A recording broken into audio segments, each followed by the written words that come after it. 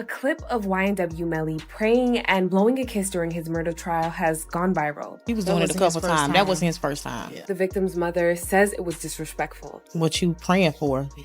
Because you sitting over there like you don't got no remorse. Like every time I walk in, you smiling. You know, this ain't the time for that. This case is sad. Melly, whose real name is Jamel Demon, is accused of killing 2 friends in 2018 and covering it up as a drive-by shooting. This individual is reaching out, asking if Mr. Demons is good after he's been tagged in multiple social media posts about this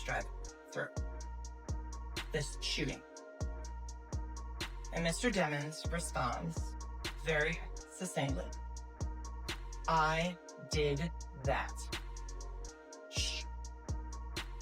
Ladies and gentlemen, at the conclusion of the evidence, the state is confident that you will find the defendant guilty as charged of the first-degree murder of Christopher Thomas and Anthony Williams. Thank you. YNW Melly got denied bond again. This is the 3rd time a judge has said no. He's been in jail since 2019. 6 years, facing 2 first-degree murder charges in the death of YNW Juvie and YNW Sack Chaser. If convicted, he could get life. Now look, there's a lot of people who think Melly's actually guilty, and the details of this case are wild. But 6 years with no conviction? That is most of his 20s gone. His team offered house arrest, an ankle monitor, and even labeled back bond, still denied. Guilty or not, is it fair to lose that much time before a verdict? Should Melly be out of jail until trial begins in September, or is staying locked up the right move? Let's go. What's your name? Williams. Where you stay at? 6425 South Ellis. What are you doing in this car, man? Who are you with? With my uncle. Is that your uncle? What's his name? How many personalities do you have? 6. You got Marcus, you got YNW Melly, the rapper, you got Melvin. Wait, Melvin just started rapping too. Yeah, I am Melvin and I am a killer. Don't play with the crew if you're doing my kid. Melly is Goose. The footage is worse than anyone expected. On camera, he's begging for his life, trapped in a moment that feels like it could be his last. Affiliates who once called him brother are turning on him, one by one, and the walls are closing in. But the truth behind that desperate moment, the part that nobody was prepared for, is even darker, even more shocking. And today, I'm going to break it all down, piece by piece, so you understand exactly how we got here, and why YNW Melly's story is unlike anything the music world has ever seen. Before everything fell apart, YNW Melly was on a rocket ship trajectory in the music industry. The world was watching him rise, track by track, hit by hit.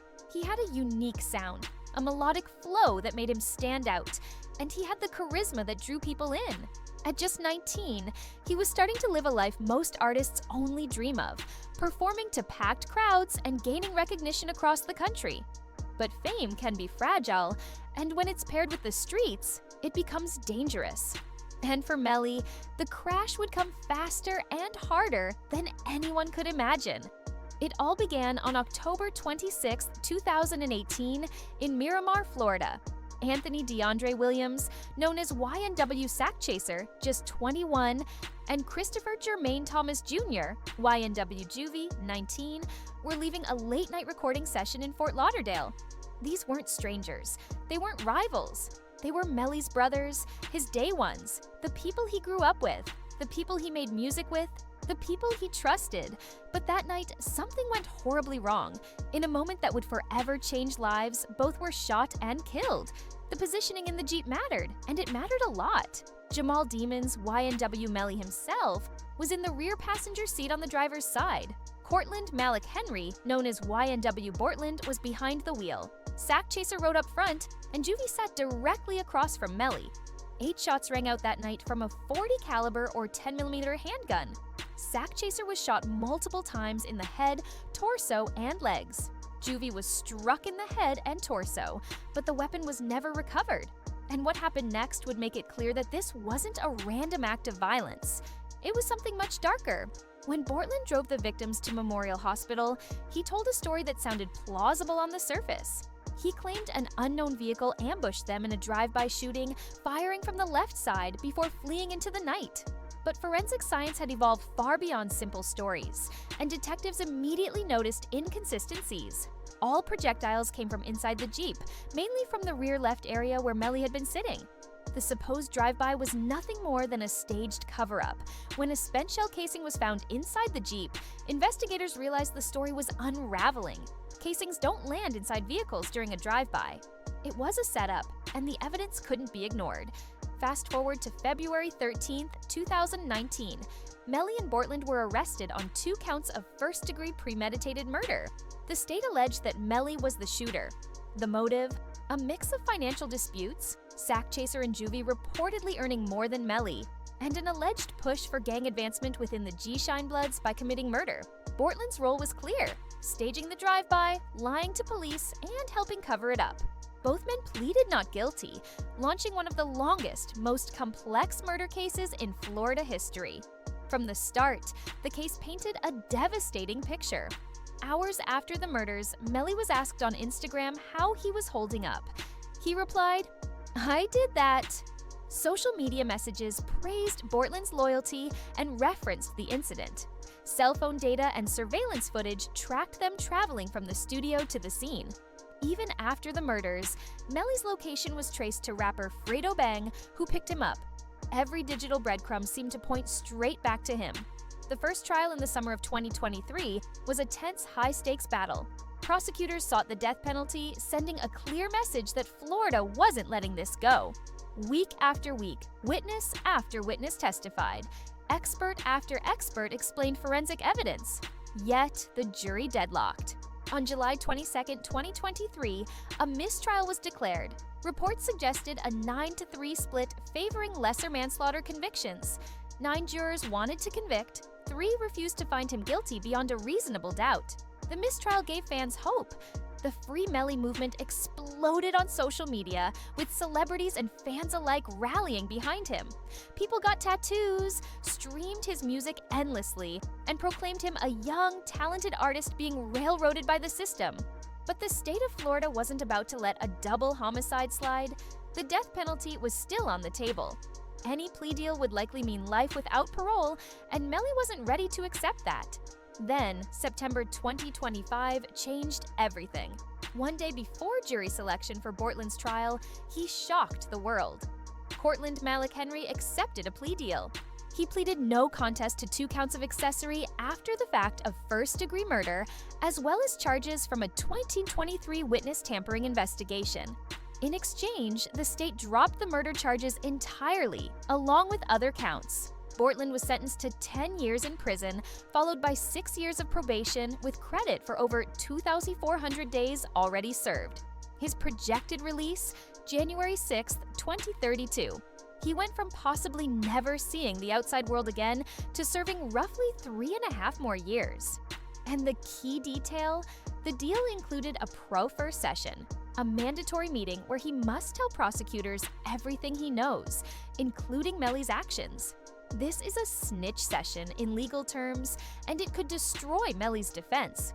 Legal analysts warned that Bortland's cooperation could directly corroborate forensic evidence, placing Melly at the scene as the shooter. The Fifth Amendment no longer protects him. If subpoenaed for Melly's retrial, he must answer every question.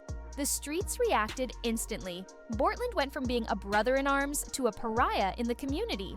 Social commentators like Charleston White called it a betrayal. Even if Bortland didn't testify in court, the act of cooperating with prosecutors was considered a form of snitching. And just when Melly's world seemed bleak, leaked 2018 police interrogation footage of Jacoby Mills surfaced.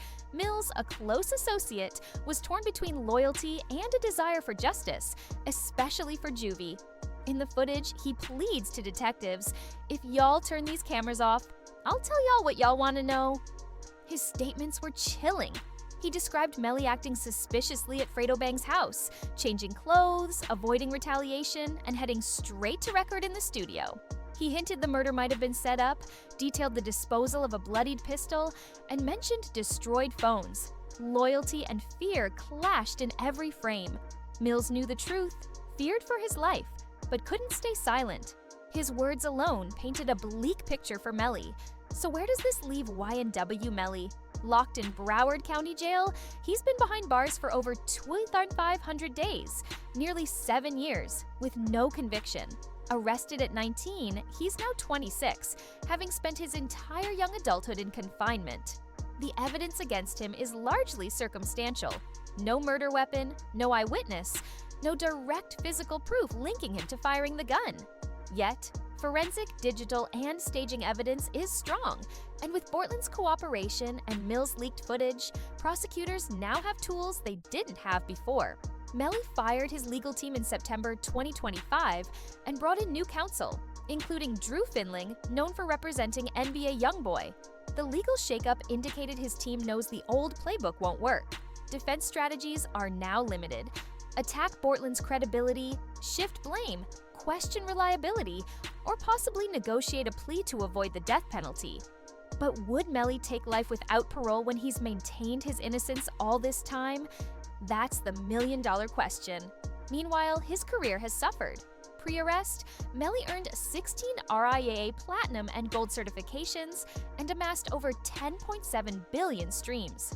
He released music from jail using pre-recorded vocals, but the cracks began showing. Albums like Melly vs. Melvin debuted high on the charts, but later projects like Young New Wave failed to chart and received poor reviews. His momentum, halted by incarceration, froze what could have been a superstar career. No touring, no videos, no in-person promotion. Everything that modern rap success requires became impossible. 6 years of jail time turned potential into a cautionary tale. The public remains divided. Fans insist on his innocence. Fellow rappers like Kodak Black, Meek Mill, and Boozy Badazz show support. Yet, the families of Sack Chaser and Juvie see the Free Melly movement as disrespectful, painful, and almost cruel. Losing a child is unimaginable, and seeing millions rally for someone accused of killing your loved one adds a layer of suffering most of us can't comprehend. The motive for the murders remains unclear. Was it jealousy over Melly's girlfriend allegedly receiving messages from Sack Chaser? Financial disputes? Threats to his mother? Nothing fully explains executing two close friends in cold blood. Yet, Melly's history complicates perceptions. His biggest hit, Murder on My Mind, eerily parallels the charges against him. A song about remorse after killing, written before the murders, became evidence in the prosecution's narrative, suggesting a confession in lyrics. Coincidence or foreshadowing? The lines blur, and that ambiguity fuels speculation. As the January 2027 retrial looms, the question is no longer just whether Melly did it. The jury now decides if there's any path left to freedom. Every pro-fur, every leaked video, every cooperating affiliate narrows that path. Loyalty, once sacred, has been tested. Melly sits in his cell, watching former brothers turn into witnesses, hoping 12 strangers will find reasonable doubt amid a mountain of circumstantial and forensic evidence. The walls aren't just closing in, they may have already closed. What happens next could define the rest of his life, and possibly the legacy of a young artist who had it all before the world caught up with him. This is YNW Melly, a cautionary tale of ambition, betrayal, and consequences. The music stopped playing long ago, and the streets are speaking. The trial may decide everything in January 2027. But for now, Melly waits, his fate hanging by a thread, and the question remains: can loyalty survive when life itself is on the line?